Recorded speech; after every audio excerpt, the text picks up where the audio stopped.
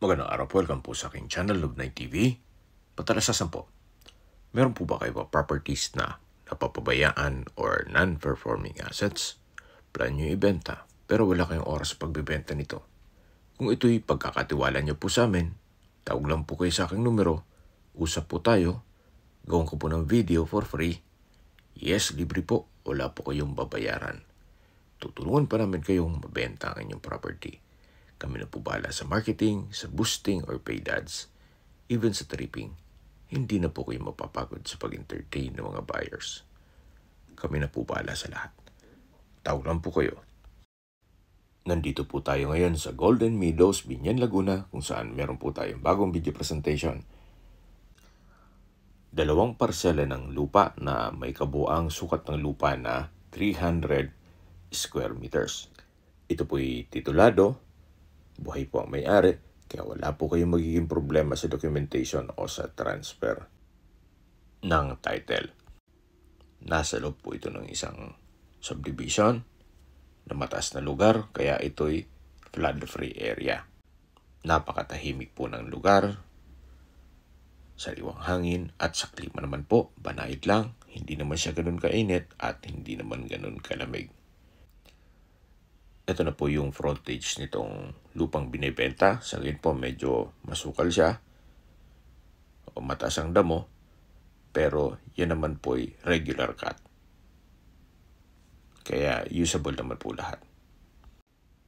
Wala pong masasayang. May mga kabahayan na rin po.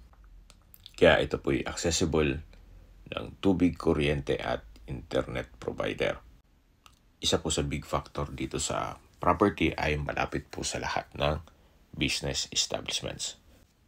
Pag-usapan na po natin ang distance, location at travel time.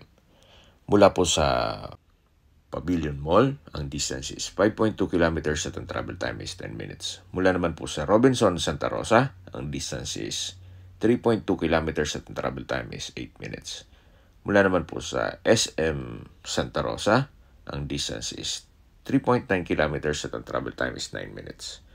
Mula naman po sa Our Lady of Fatima, ang distance is 5 kilometers at ang travel time is 15 minutes.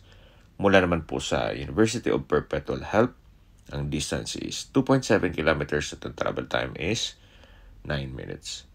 Mula naman po sa First Cabuyao Hospital, ang distance is 20.2 kilometers at ang travel time is 34 minutes.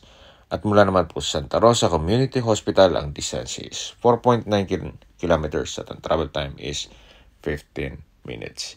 Yan po yung lagi kong binabanggit sa aking video na dapat nyo i-consider sa paghanap ng property, yung meron pong malapit na hospital. Hindi ko naman po sinasabing sakitin kayo.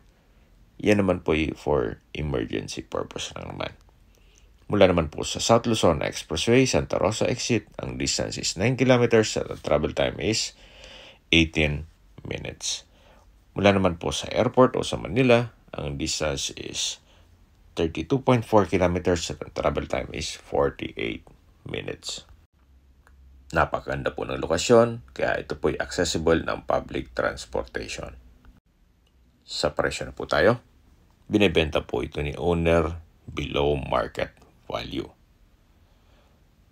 Ang presyo po nila ay 15,700 pesos per square meter.